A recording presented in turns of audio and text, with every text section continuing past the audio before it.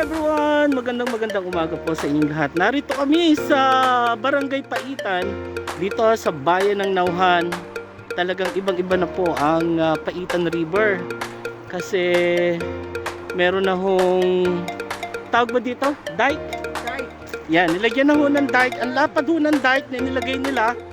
Talagang parang isang karsada ho sa sa Manila. Parang expressway sa Metro Manila. Ayan. At syempre pakinain ho yung kaunting portion ng Paitan River. Ayan, tingnan natin. So medyo mababaho ang tubig. Syempre pa medyo mainit kaya hindi ho mataas ang tubig. Konti lang ho ang tubig. So dati yung portion na yun yung aming tinatalunan kapag medyo mataas yung tubig. Ayan, yung portion na yan. So dikit na. At ito naman sa dulo parang meron dong mga nipa cottage. Ayan. So ito yung portion ng liguan. So ayan na po ang Paitan River. Ito naman akala ko ay electric wire. Wire ng Ormeco. Hindi pala, kung hindi po ito ay tubo ng tubig. Yeah, kasi doon sa portion na yon, doon ho nagmumula yata yung bukal.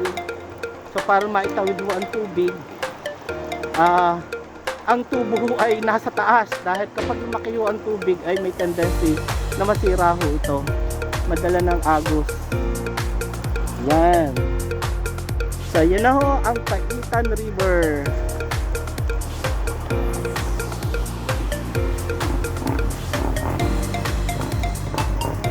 Pwede na ho ang sasakyan. Oo. Ibang nilista na. Ibang lista na. Oo. May ibang way.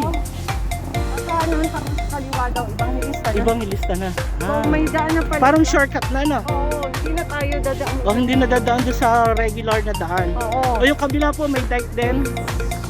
Dahil dito masyadong rumagasa ang tubig kapag mataas na mataas. Yan, kaya ako nag-decide siguro ang local government na ganito na ho ang gawin. Mahulog ka ha? Yan. Okay, yun po ang Paitan River.